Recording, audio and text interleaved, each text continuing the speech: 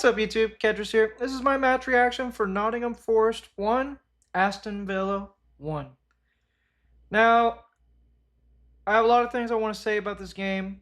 A lot of it has to do with the fact that we had 2 weeks off to work on and improve things tactically. But before I get into that, I want to start off and caveat everything I'm about to say with I'm glad we got a point. The point is a good result. It is what I predicted against Aston Villa. I thought Nico Williams absolutely killed it, scored the goal. But we got to talk about some things. We got to talk about things I'm not happy about. And I'm a fair person. I want to start off by saying I'm a fair person. I never judge people off rip. I always wait and see. But once I do come to a judgment about you, I stick to that judgment normally, unless you do something drastic to change it. A lot of people, after the win at Michelin, and the win at Tottenham, thought that Vitor Pereira was the manager for us, would be the manager in the summer. I was one of the few people who said, no, I'm still on the fence. Let me wait and see a little bit more. And this game right here was a detriment to Vitor Pereira. I think he got the substitutions wrong. I think he got the tactics wrong. I don't understand what we worked on over the break, but I'm going to get deeper into that when I get to talking about Pereira for this review. Anyways, let's get into it. So we start with Aston Villa on the right side of the screen. Martinez got injured right before the match, so Marco Bizot had to come in for him, which I thought, honestly, when I saw that, I was like, man. And then also no Konza, but Lindelof instead. We got a real chance to win this game. I was getting excited. That's why you guys should show up for the watch-alongs, because we talk about a lot of stuff, and it gets fun in there sometimes. Anyways, he was all right.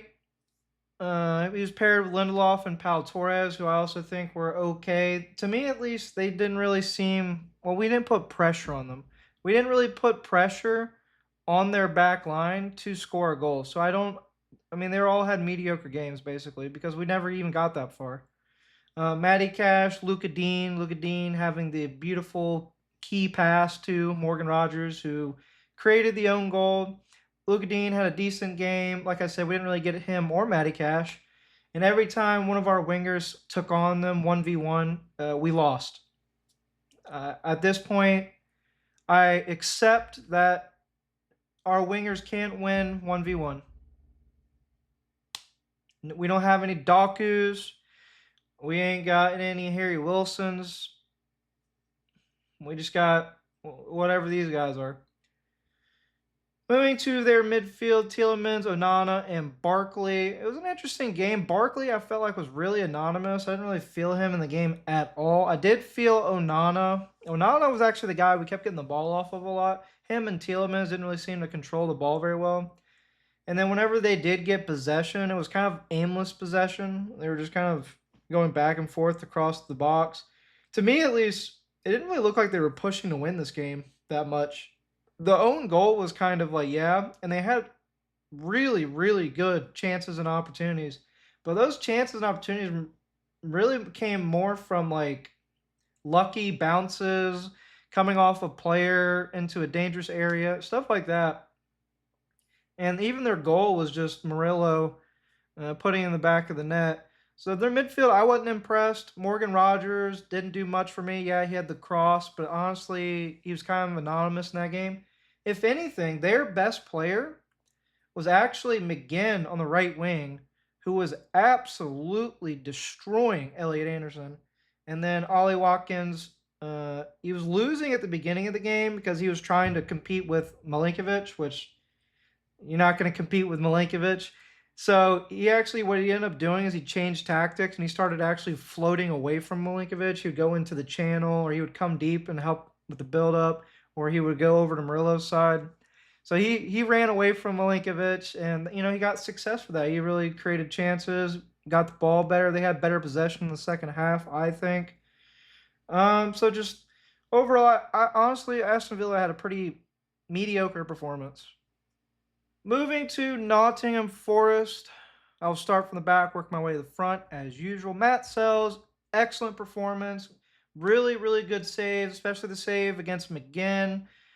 Absolutely kept us in this game. They should have scored at least 2 or 3 goals, but he was sensational. Honestly, if Nico Williams hadn't performed so well, Matt Sells would have been man of the match for me. Looking at our back line of Milinkovic and Murillo, well, Milinkovic was kind of anonymous to me, but that's a good thing. He basically locked down Ollie Watkins, and then Ollie Watkins started running away from him, so he had a great game for me at least.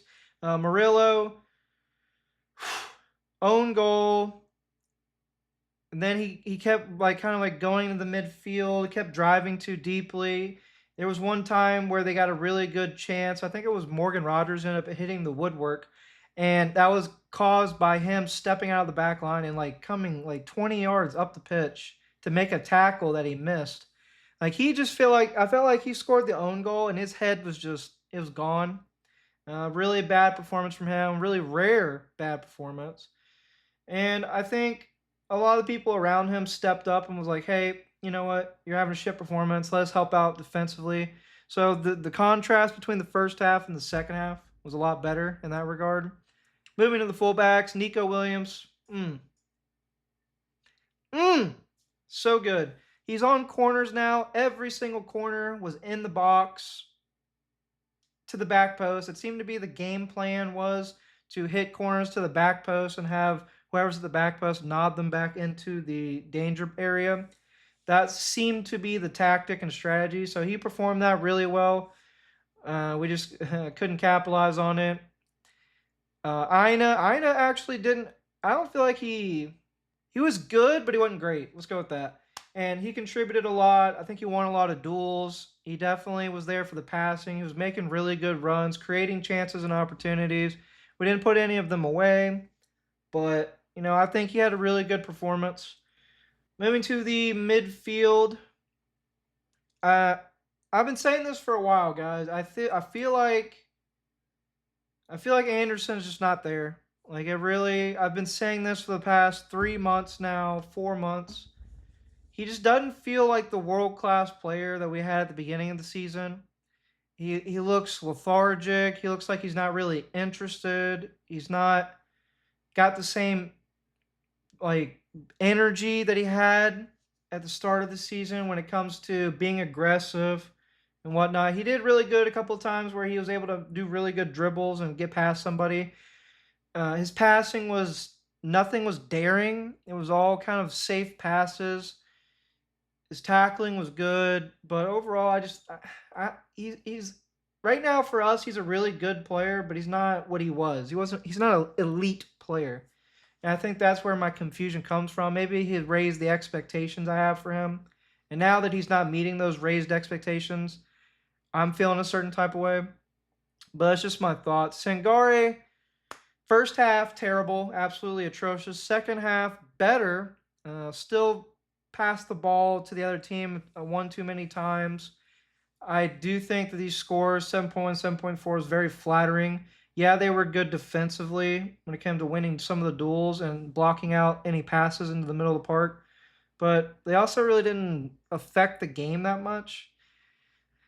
So I don't know. It was a weird game to watch, to be honest, because I felt like neither team was really trying to go for the kill, wasn't really trying to win, if that makes sense. So it kind of just turned into this like low energy back and forth. Moving on to the wingers, Callum Hudson-Odoi had the assist. The tactic seems to be with our wingers that we want them to be touchline wingers. We want them to be as wide as possible, which is fine, but that comes with some issues I'm going to talk about later. Overall, I think obviously he had the assist. He kept losing every single 1v1 with Matty Cash, so I don't know how to feel about that. He didn't really want to take him on that much. Mediocre. I don't think he deserves an 8.0. I think a lot of these guys are probably overscored. I just don't think he was that good. Hutchinson, Livewire, put in a really good cross to, who was it? Igor Jesus, I think? No, it wasn't Igor. Who was it? think he crossed to Callum Hudson-Odoi, went over everyone's head. Callum brought down, that created the assist that led to Nico Williams' goal. Yeah.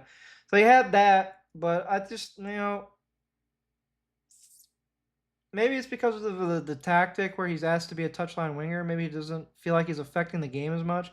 But I feel like if you watch Morgan Rogers or you watch McGinn, they make those little runs in the half space between the fullback and the center back. And I just never see our wingers do that. And it's just really weird to me. I never see us actually make those little 1-2 passes, those little runs in the box that create those huge attacking chances especially for the bigger teams. And I think it's a really big contributor to why we are not very good attacking wise. Fun fact, not so fun. We are the second lowest goal scorers in the Premier League. Wolves are the only team that has scored less goals than us. That's not good, man. It's not good, and the attacking play just always never seems to be together. So I think that's something that really, really has to be overhauled in the summer. But we'll talk about that when we get to the summer. Finally, move on to Morgan Gibbs-White. Terrible game. Terrible game. Lost possession. Bad passes. I think he had one key pass where he got the ball to Hutchinson. And that actually wasn't even Hutchinson. It was Aina. And Aina took it from almost the halfway line all the way to the box. And no score came from that. But really bad. And this is really frustrating. It's the frustrating thing with him because we had that month or two of just really, really good play before the international break, and now he comes back. And that's 2 games in a row. He's just been bad. Stuff like that's just so frustrating. You just want consistency, And I see people comparing him to Cherky. I'm gonna be honest, man. His ceiling is not as high as Cherky's, and he's nowhere near as consistent as Cherky is. Cherky, even when he's not, making those world-class passes and little dinks and stuff, he's affecting the game. He's floating around. He's creating, space for other people to affect the game. I feel like Morgan's just, I don't know, man. I don't know. He needs to play more like a striker and he needs to stop maybe widening so much. I don't know. Maybe I should do a video where I just break down how he should play and how he does play. Moving on to Igor, I've said this a million times already. I'm beating a dead horse here. Igor Jesus is not a starter in the Premier League. He's not. He's not. It's been proven time and time again all season. This is a fact, a reality. Chris Wood should have started. And if Chris Wood didn't start, Taiwo Awoniyi should have started. Taiwo Awoniyi is getting the biggest shaft I've ever seen in my life. He scores an excellent goal against Brentford. Looks dangerous every time he comes on the pitch. And he just never gets a look at it. I don't get it, man. There's some things about our club I just don't get. But Igor Jesus, abysmal performance. Didn't do much, didn't contribute anything. Moving to the subs, Chris Wood came on. He came on, I believe, for Hutchinson. We switched to a 4-4-2 with Morgan Gibbs-White on the right wing and had Chris Wood and Igor Jesus up top. And immediately, you could tell this was not going to work. They were both coming into the same spaces to receive the ball. I've said this a million times. They are the same type of striker. Chris Wood is better at finding the ball in the box. He's a fox in the box than Igor. And Igor is better at winning headers. Actually winning in the air. But play style wise, they are the same striker. It does not work to play them together.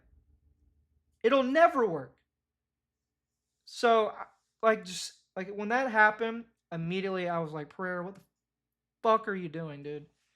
So I was really frustrated about that. And then I was also frustrated. Nicholas Dominguez came on to replace Morgan Gibbs-White as the right winger.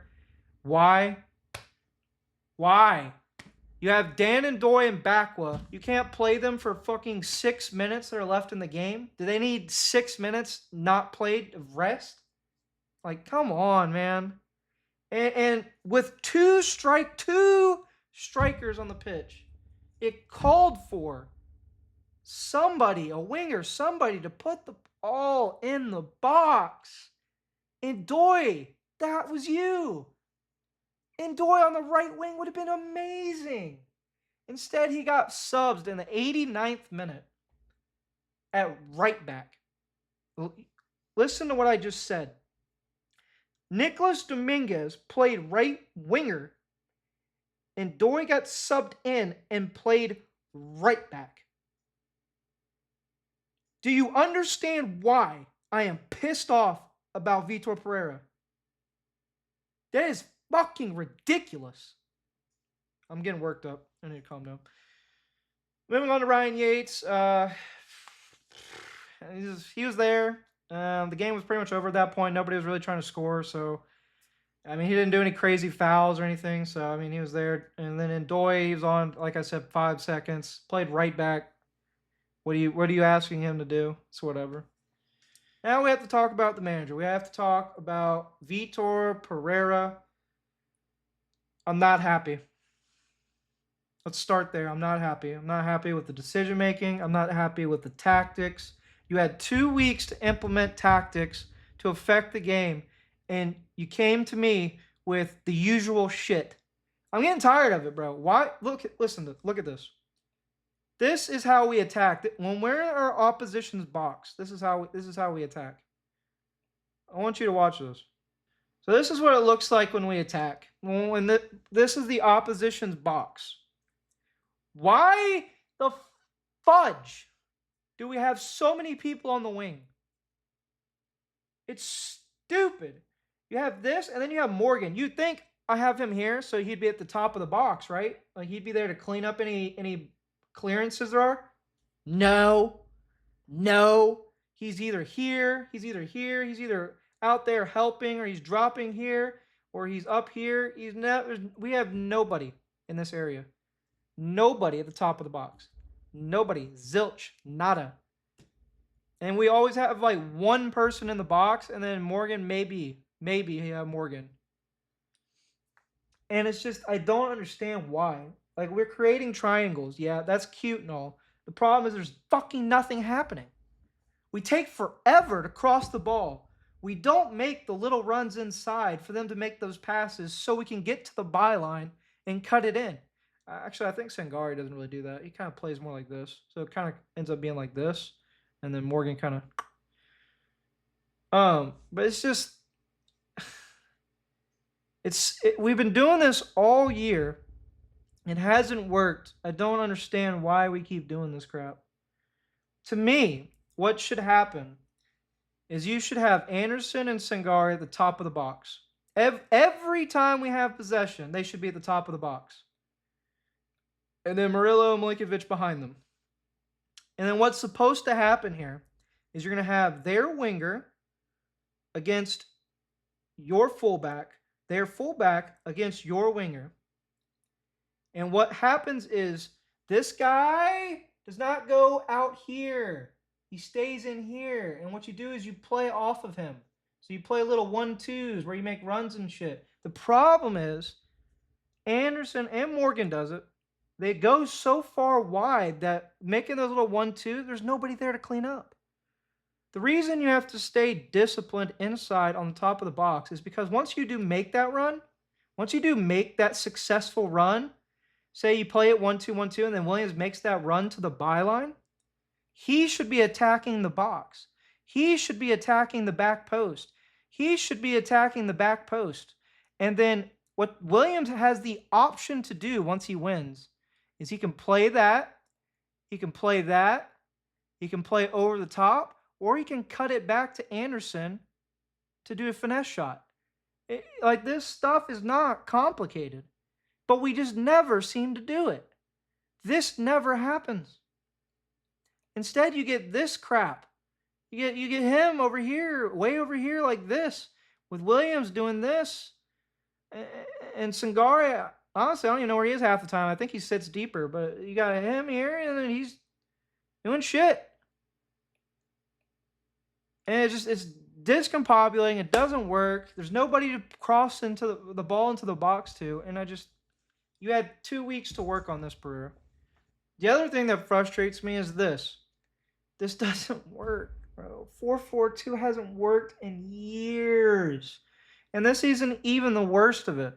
So we played like this for fucking forever, and these guys would just come into the same space and get in each other's way, which was really annoying to watch. And then, I kid you not, this is the substitutions we made. So first we had Dominguez come on. Okay? You think, okay, that's all right. Then you had, at the 89th minute, where's he at? Ndoye came on. And you think, like, the sensible thing would be to switch these two, right? Like, have it like that instead? No. We played that. And then we substituted off him for Yatesy. And ended the game playing this crap. Where's it at? That.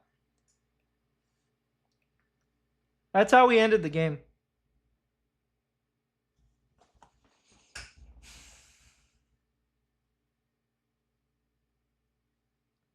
Like, when you look at that, like, what do you even say?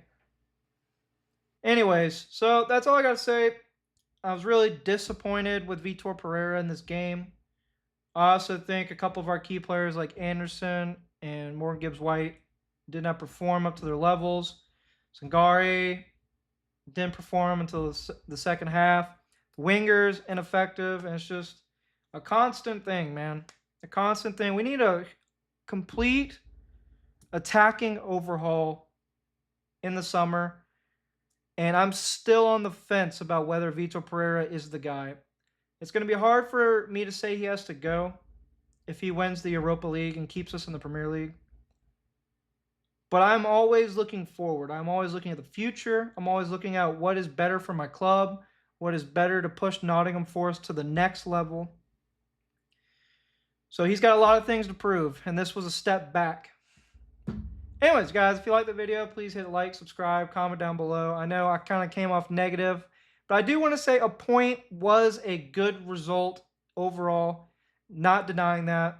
We need to win at Burnley in the weekend. It's going to be interesting to see what we do for this game against Porto at the City Ground. We have not been good at the City Ground all season.